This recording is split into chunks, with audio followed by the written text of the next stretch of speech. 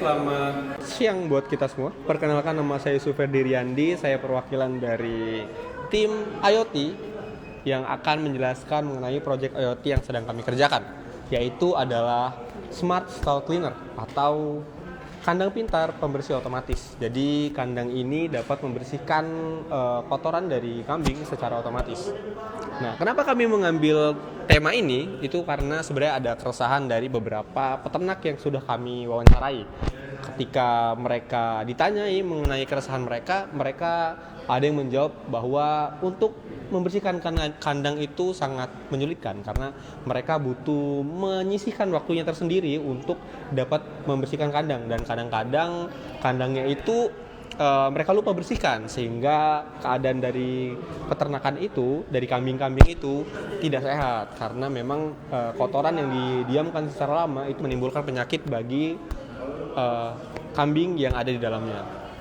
Nah, kami bertujuan untuk membuat kandang kambing ini karena kami mencoba untuk supaya pembersihan dari kandang kambing itu bisa otomatis, dan itu dapat meningkatkan efisiensi baik itu dari segi waktu yang diambil dan juga dari kebersihan yang dapat terjaga dan kesehatan yang dapat terjaga dari kambing-kambing itu. Selanjutnya kami akan mencoba untuk menjelaskan mengenai hardware yang kami pakai, yang akan dijelaskan oleh teman kami Fadila Azriana. Di sini saya Fadila Azliana yang akan menjelaskan komponen hardware apa saja yang kami gunakan dalam Smart Stall Cleaner kami ini. Yang pertama di sini dapat kita lihat. Di sini ada ESP8266 yaitu sebagai otak sistemnya. Jadi ESP8266 ini menerima data sensor, mengolah dan mengirimkan ke server melalui Wi-Fi, juga mengontrol relay dan perangkat lainnya. Kemudian di sini ada kabel-kabel yang banyak ini adalah kabel jumpernya yang akan menghubungkan komponen-komponen hardware yang ada pada perangkat kami. Di sini juga ada OLED. OLED ini yaitu yang akan menampilkan monitoring udaranya. Seperti di sini dapat kita lihat gasnya, yaitu yang didapatkan dari sensor MQ135 dan statusnya ini sedang aman. Kemudian di sini gas ini didapatkan dari mana? Gas ini didapatkan dari sensor ada pada bagian bawah sini. Bawah sini dapat kita lihat ini adalah sensor gas MQ135 untuk mendeteksi bau atau gas dari kotoran kandang kami, yaitu gas amonia. Jadi nilai dari sensor ini akan mendeteksi gas amonia yang terlalu tinggi sehingga menjadi dasar sistem alat kami bekerja secara otomatis. Lalu kemudian di sini juga ada relay. Kami menggunakan relay 3 volt yaitu yang berfungsi sebagai saklar otomatis. Digunakan untuk menyalakan atau mematikan alat seperti kipas dan pembersih. Kemudian di sini ada baterainya. Baterainya ini yaitu untuk sumber daya yang menjalankan seluruh perangkat yang ada di sini. Kemudian di sini juga kami menggunakan dimmer. Dimmer ini adalah yang mengatur kecepatan dari dinamo yang kami gunakan ini. Jadi saat alat kami ini mendeteksi bau gas yang terlalu tinggi, gas amonia yang terlalu tinggi, maka dimmer ini kan akan berputar otomatis. Ini alasnya ini yaitu menggunakan dinamo, tetapi karena di dinamonya ini kecepatannya terlalu tinggi, kami menggunakan dimmer yang itu ya untuk mengatur kecepatannya. Lalu di sini juga kami bisa memantau dari lampu LED ini, jika warnanya merah, ini menandakan kalau gas amonia yang terdeteksi ini terlalu tinggi. Kalau yang kuning ini berarti sedang hati-hati, dan yang hijau ini berarti gasnya sedang aman, seperti status yang terdapat di OLED.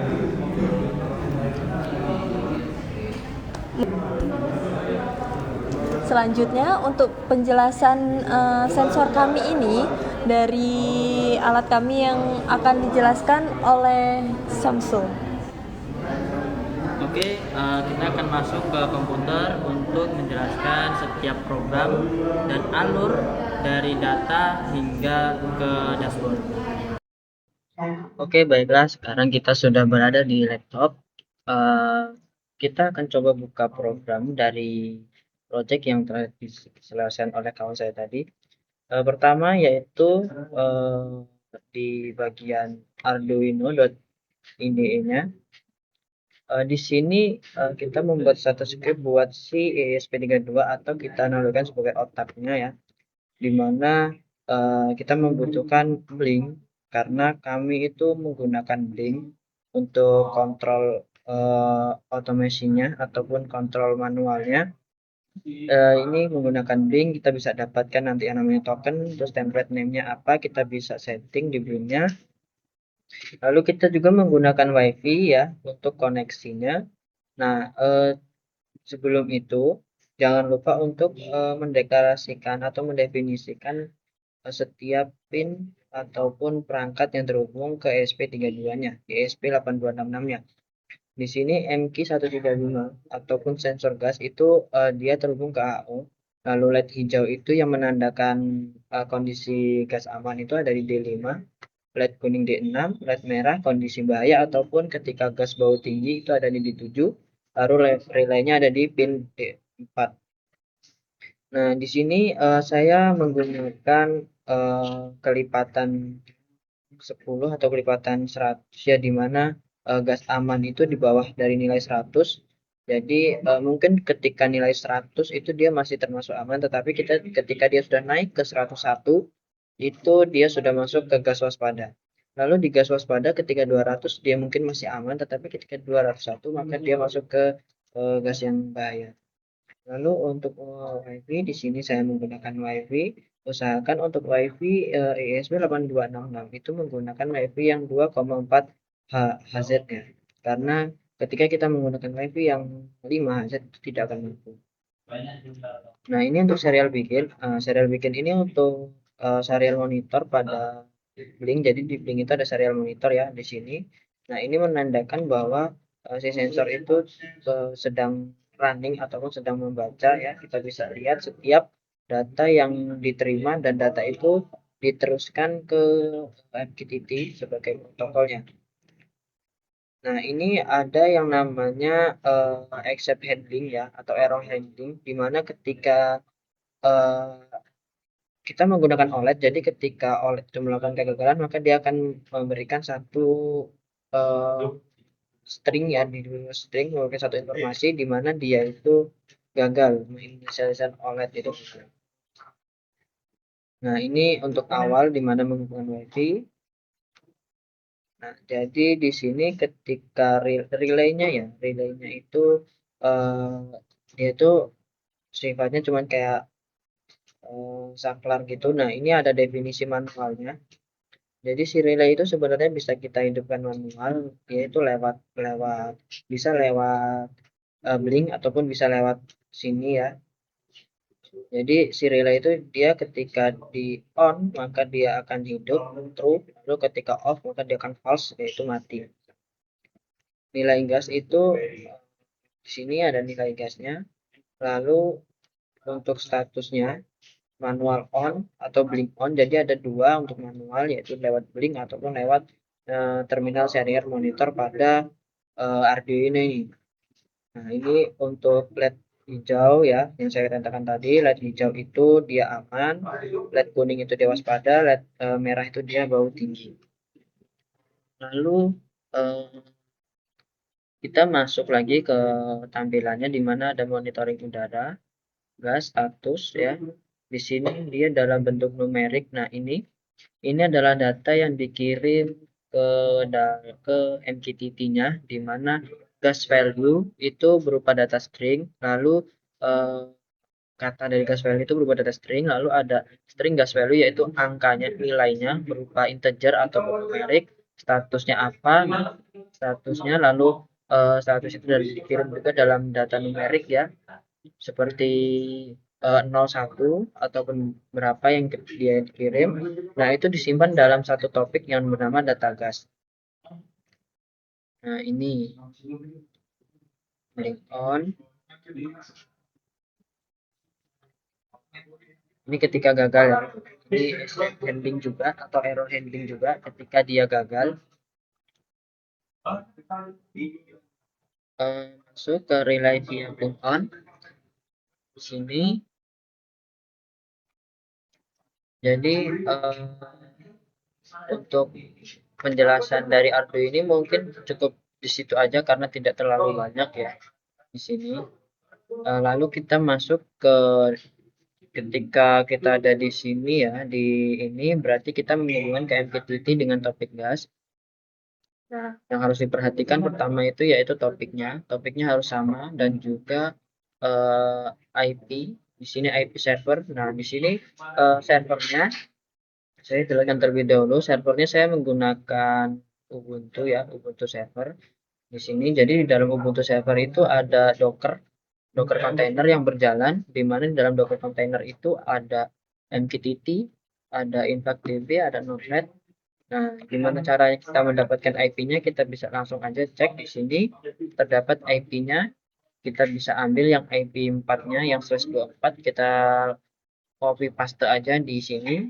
Lalu si MQTT juga karena dia berjalan di server yang sama, maka dia harus menggunakan IP si Ubuntu ini gitu. Nah, ini IP dari Ubuntu ya. Kita bisa melihat IP-nya ini. Kita bisa langsung connect. Kita tunggu. Jika tidak ada kendala ataupun gangguan, dia bisa langsung connect.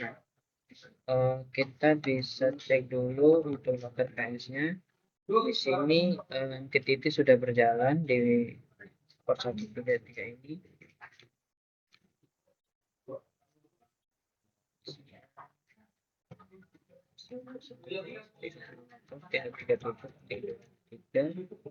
Dua tiga lima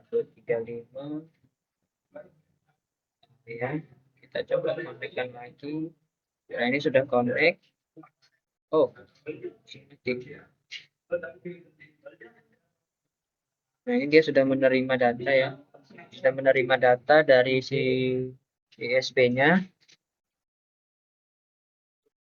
Nah, ini mungkin karena pengaruh sinyal ya, jadi dia reconnect.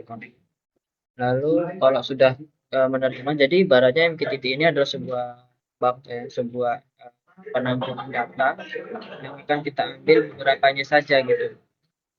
Jadi sekarang kita masuk ke Node-RED ya, di mana Node-RED itu kita menggunakan yang namanya MQTT-in. MQTT-in sini. Nah, ini IP-nya juga kalau bisa sama, IP-nya sama dengan yang ada di server ya, yang ada di server. Kita harus sama. Lalu kalau udah kita buat beberapa function. Ini function yang menerima data yang akan dikirimkan ke gauk. Di sini di gauknya kita coba buka.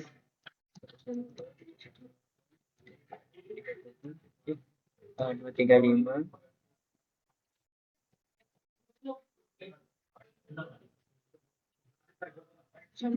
Kita coba copy yang ini aja.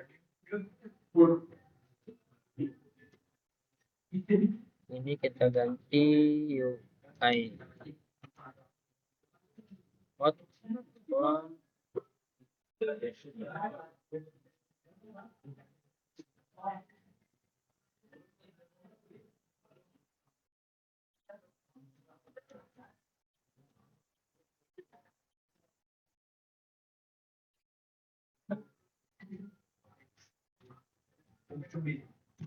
Nah, ini buat gauknya kita bisa lihat dari Node-RED ya. Jadi fungsinya kita buat function juga di sini untuk mengirimkan data ke gauk. Lalu kita buat satu function lagi untuk mengirimkan data ke database. Dalam di sini yang kita lihat ya, yaitu mengirimkan data ke database dalam bentuk numerik ya untuk datanya, untuk apa nilainya, value-nya. Nah, kalau kita lihat ini adalah data 15 menit terakhir ya di InfluxDB-nya. Nah, InfraDB-nya juga ini dia berjalan di satu server yang sama, yaitu di Ubuntu. Jadi ketika kita setting di sini, dia menggunakan alamat IP yang ada di Ubuntu ya. Jadi karena masih satu server. Lalu terakhir untuk notifikasinya, ini baru sorry belum terakhir. Ini baru notifikasinya, di mana saya menggunakan Telegram untuk notifikasinya.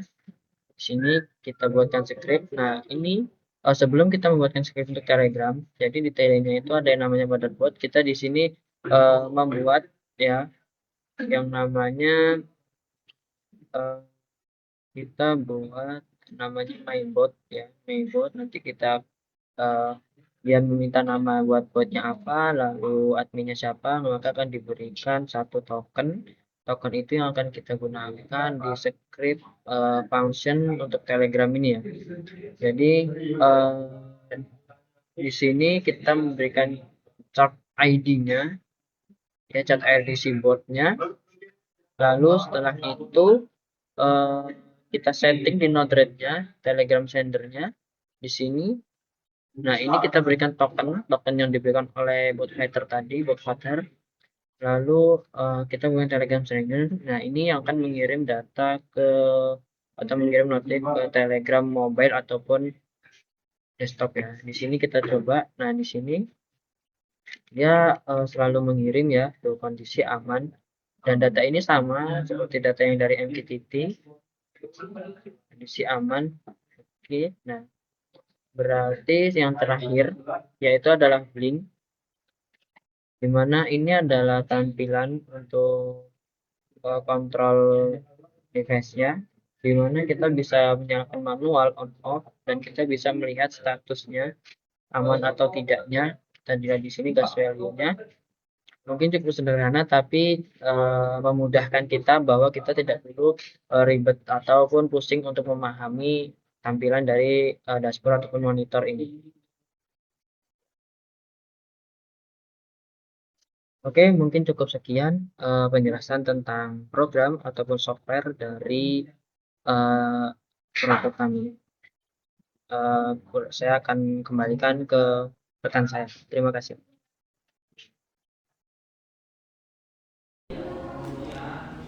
Oke, setelah tadi kita sudah melihat dari berbagai macam ya, dari hardware dan juga kode di dalamnya yang kami susun supaya si project kami ini bisa berjalan. Ya mungkin itu saja dari kami. Kami mohon maaf jika ada salah kata. Kami akhiri dan selamat siang. Terima kasih.